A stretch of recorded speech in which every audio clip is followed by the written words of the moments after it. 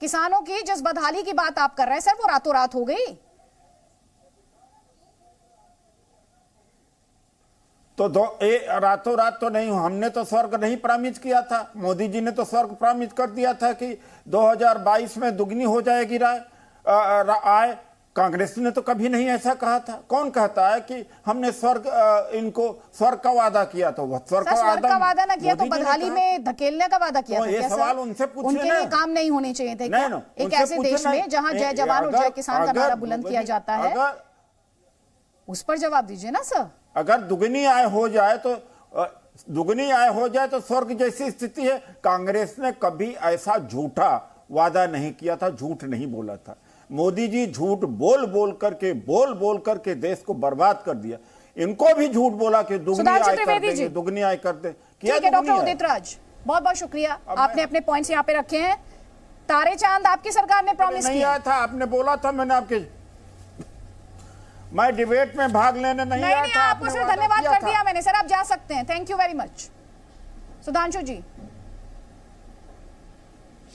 देखिए, अभी उदित राज जी बोल रहे थे, पहले तो उनके मुंह से यह शब्द निकल गया कि जो विपक्ष नहीं कर पाया वो किसानों ने कर दिया।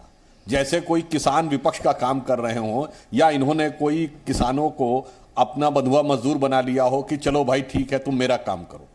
दूसरी बात, इन्होंने कहा कि कांग्रेस ने कभी झूठ नहीं बोला, तो मैं सिर्फ एक तथ्य रखना चाहता हूं। इंदिरा जी ने 1970 में नारा दिया था गरीबी हटाओ, और 2013 में सोनिया गांधी ने कहा कि हम खाद्य सुरक्षा बिल ला रहे हैं ताकि 2/3 लोगों को खाद्य सुरक्षा मिल सके। 43 साल के बाद, यानी 43 साल तक गरीबी हटती रही और 2/3 लोग ऐसे थे जिनके पास भोजन की व्यवस्था नहीं थी।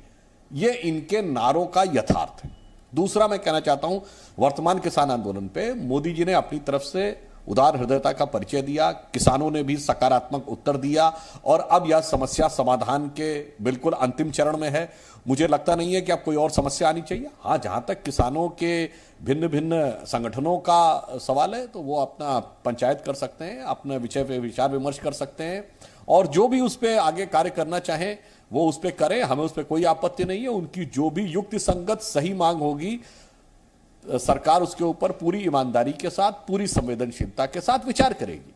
हाँ, थोड़ा बहुत अगर चुनाव का भी मुद्दा रहेगा तो उसमें भी कोई ऐसी खास बात नहीं है। जो सवाल था, जिस सवाल पर उदित राज जी ने छोड़ा, उन्होंने कहा आपने वादा किया था ना 2022 में किसानों की दोगुनी आय। हाँ, आपने बिल्कुल सही कहा।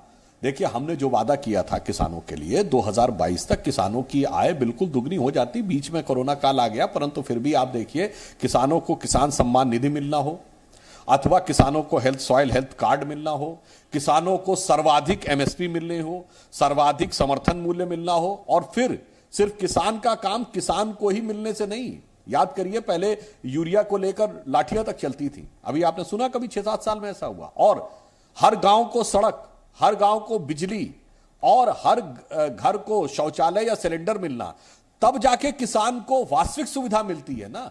जब तक गांव में वास्तविक संसाधन नहीं होंगे, इंफ्रास्ट्रक्चर नहीं होगा, तो भी किसान को आप कितनी मदद कर दीजिए, और उसके गांव में सड़क ही नहीं है तो बेचारा, उसके लिए तो बहुत सारी कीमत बढ़ जाती है।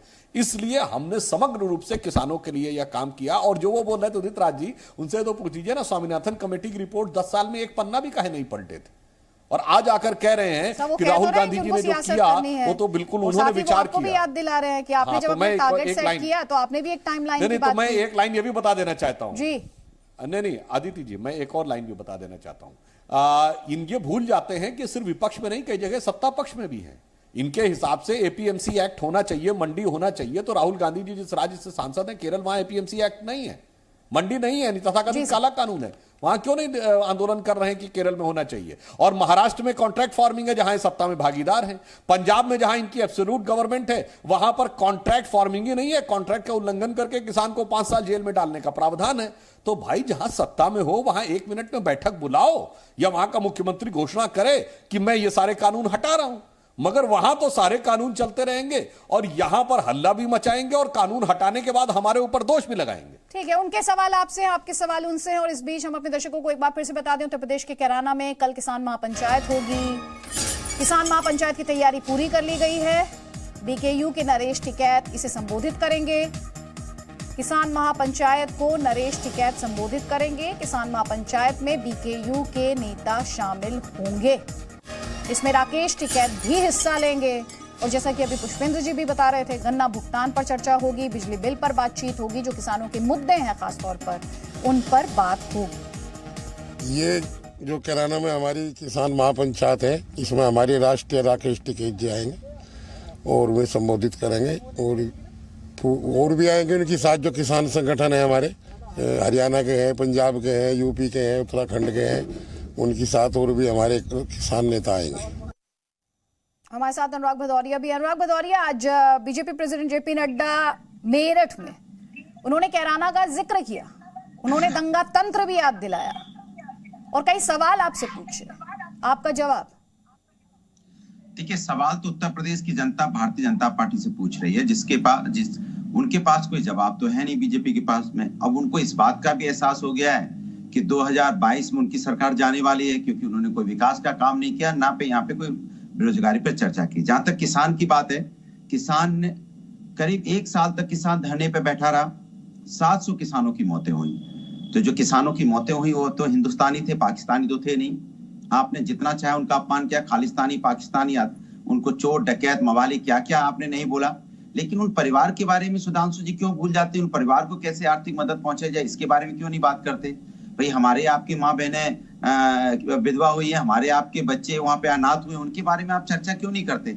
वही इनकी देख लीजिए, जो बीजेपी के प्रवक्ता जितने भी आते हैं, आप कोई भी डिबेट उठा के देख लीजिए, रटी रटाई बातें हैं, पंजाब, महाराष्ट्र, इधर। अरे भैया, हिंदुस्तान की बात हो रही है, सरकार हिंदुस्तान की बात हो रही है। भाई, आप क्यों नहीं बात करते किसान 700 किसान की मौत पे? क्यों चुप रह जाते हो? वहां पे लखीमपुर खीरी में जो रौंदे गए किसान, उनके परिवार के बारे में क्यों आपको सांप सूंघ जाता है जब हम किसानों के हक की बात करते हैं, उनके परिवार के हक की बात करते हैं? भाई, जितने वो आपके उतने हमारे भी हैं, क्योंकि हिंदुस्तानी है वो ना। आप उनके बारे में चर्चा क्यों नहीं करना चाहते? क्यों नहीं आप बोलते कि आपने उस व्यक्ति को गृह राज्य मंत्री बना रखा है जिसके बेटे पे किसानों को रौंदने का आरोप है? क्यों नहीं आप इस पे चर्चा करना चाहते? क्यों नहीं आप इस पे बोलना चाहते? देखिए, आप किसानों से बोलने में बचते हो हमेशा, क्योंकि आपने किसानों के रास्ते में कील कांटे बिछाए थे, किसान को आपने अपमानित किया था। आज किसान को सरकार से उन्होंने अपना लड़के, उनका हक मिलना भी चाहिए था, सरकार ने उनको दिया।